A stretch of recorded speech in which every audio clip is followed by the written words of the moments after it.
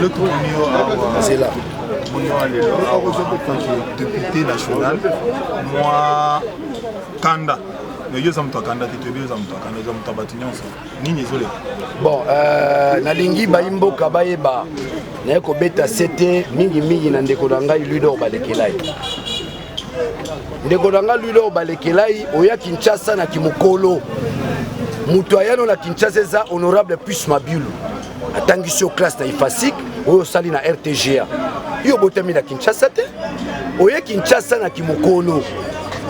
Et si ko ba voter Nerombungu, ba ko voter na ndenge nini? Ba voter le wapi lui de Balekelai.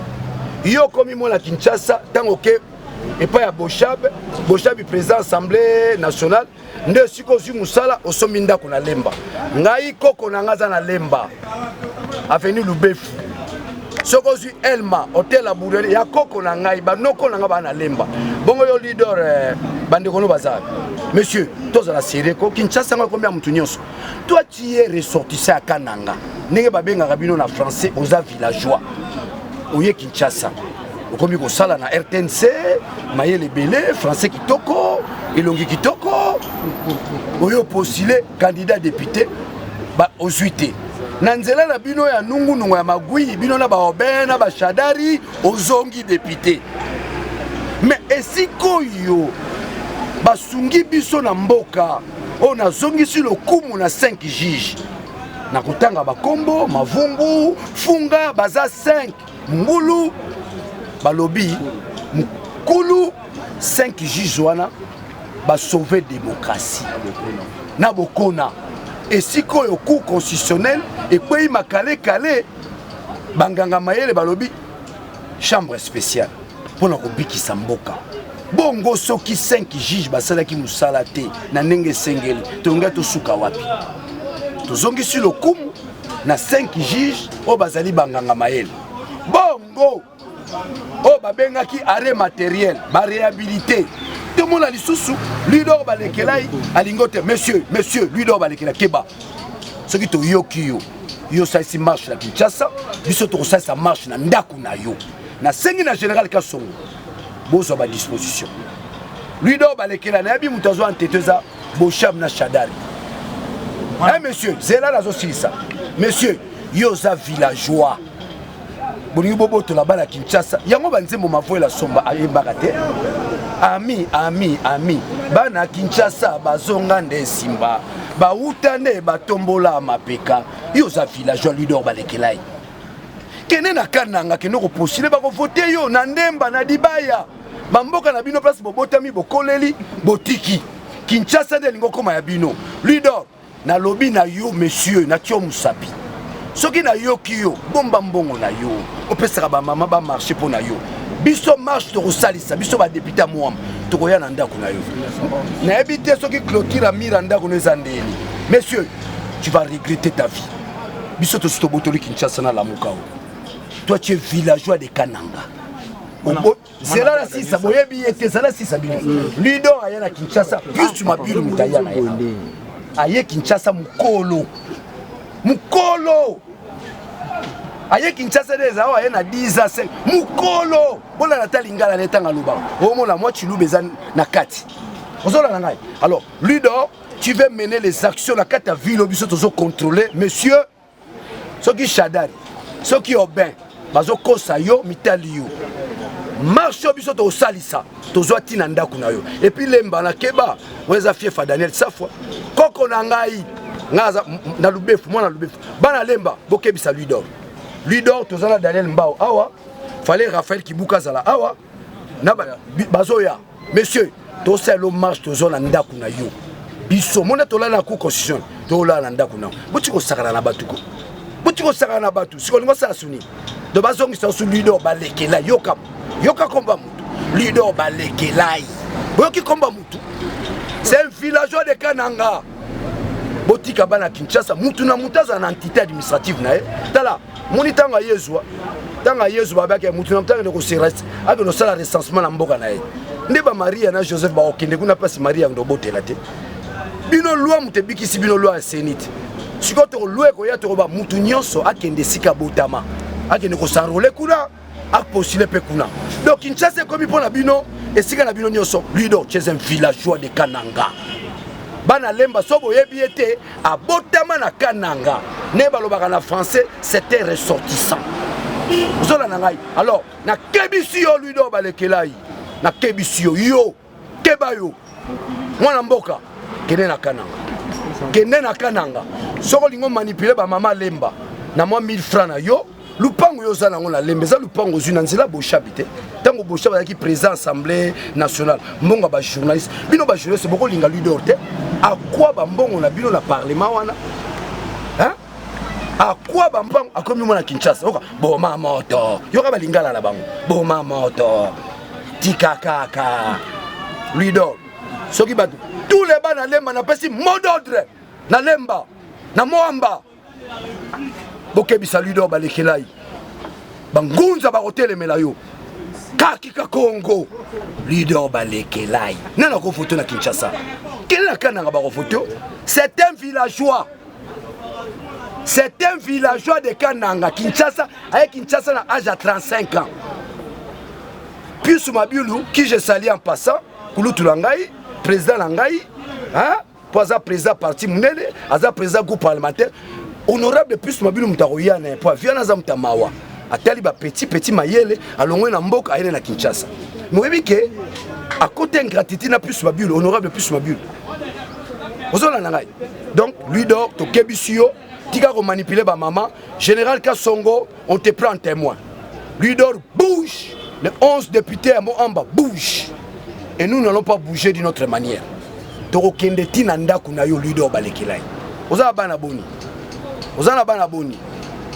Donc keba toro ya ndaku to fani ndaku na yo pour na okebisa. Donc ici je conclus la presse, nous devons faire la promotion de 5 juges. Et du président Luamba. C'est la justice qui élève une nation. On a failli, n'est-ce pas, tomber dans le brouhaha.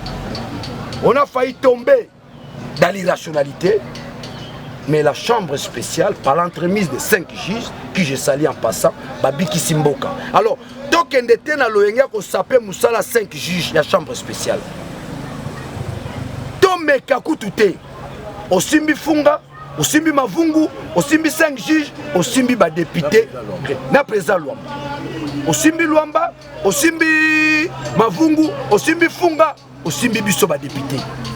Dans la mesure où, souci la Bisso nous devenons une nation. Le Congo n'est pas encore une nation. Je crois qu'on peut devenir une nation grâce à une bonne justice. Donc nous encourageons nos juges à percer dans le sens de réhabiliter la justice congolaise pour un Congo nouveau. Je crois que c'est ça. Donc, binoba journaliste, beaucoup de vers Ludo, Alia Bambon, on a mis le belé. Ceux qui bossent à Pes, il y a Kati. Ceux qui bossent à Pes, il y a Kati. À Sangisi, à Kassombinda pour la Lemba. À Zanega Moko. Mais ce moment, on a Bandako 5. Ndako Moroka. Ndako Nana Lingomi comme ça, moi, la Lemba. Ludo, Zamo, la Lemba, te. Wamona Kananga. Bisonde Bana Lemba. Bisonde Bakinois. Binone ma voix la somme à Embelanzembo. Ami nanga bana Kinshasa bazonga ndesima bauta batombola mapeka. Merci beaucoup.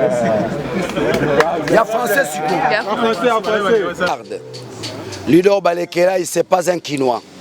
D'où il ne peut pas se mêler dans les intérêts des Quinois.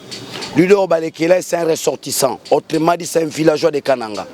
Il est venu ici à Kinshasa à un âge avancé. On ne refuse à personne, n'est-ce pas, d'exploiter les ambitions. Il a été candidat à Moamba, bien qu'il ne soit pas natif de Moamba. Par escroquerie, il veut se faire passer député. Mais ici, nous louons davantage le travail rendu par les 5 juges, par l'entremise de la chambre spéciale. Et Ludo Balekela, il veut saper le travail éminent, n'est-ce pas, de nos 5 juges. Je vous dis, c'est la justice qui élève une nation. Et maintenant que la justice vient de faire un travail cohérent, digne de soi, juste là le souci de sauver la nation, et Ludo veut saper le travail des 5 juges. Nous te mettons en garde. Monsieur, vous bougez, nous aussi nous bougeons. Nous demandons à Ludo, stop. Stop tout ce que tu veux réaliser comme travail. Ramener les mamans de Lemba, les amener ici, n'est-ce pas, la Cour constitutionnelle. On appelle ça escroquerie politique. Escroquerie politique. Mais si tu n'as pas été élu, tu ne seras jamais élu ici à Kinshasa. Loin de te sous-estimer, je pense, si vous allez chez vous là où tu es né, dans les Kananga, il y a moyen qu'on te lise. Libaya, Ndemba, il y a moyen qu'on te lise. Laissez Kinshasa aux Kinois. Kinshasa revient à Bana Kinshasa. Monsieur Ludor Balekelaï, tu es venu à Kinshasa à un âge avancé, monsieur. Depuis quand tu peux avoir la prétention d'avoir le leadership à Kinshasa? Monsieur, on va t'écraser. On va t'écraser. Regarde ton travail à la RTNC. Continue, n'est-ce pas, à vilipender les journalistes. Continue à triander les autorités. Tu vas vivre. Tu as une parcelle à Lemba. Cette parcelle-là ne te fait pas quinois. Tu es un jeune villageois qui évolue à Kinshasa, mais tu es natif de Kananga. Donc, en aucune fois, tu vas nous ravir le leadership ici à Kinshasa. Nous, nous sommes nés dans cette ville, grandis dans cette ville. Nos familles sont dans cette ville. Alors, depuis quand Ludor Balekela, tu deviens leader ici à Kinshasa? Monsieur, c'est la folie d'argent. Tu en as ceux qui t'envoient, qui t'utilisent. Je sais que Aubin est derrière toi. Et on va vous écraser, vous deux. Toi et Aubin, on vous écrase comme ça. Attention, monsieur. Les Mbangons, nous avons s'occuper de toi. Depuis quand, toi, Ludor, tu es leader ici à Kinshasa? Ludor Balekelaï, leader à Kinshasa. Monsieur, le biso va Daniel Saftozan, Daniel Mbawe, Raphaël Kibouke, Nero Mbungwe, Ntingi, Kinshasa, au Kinois. Nous à Kinois, monsieur. Monsieur, Ludor Balekelaï, Keba. Keba!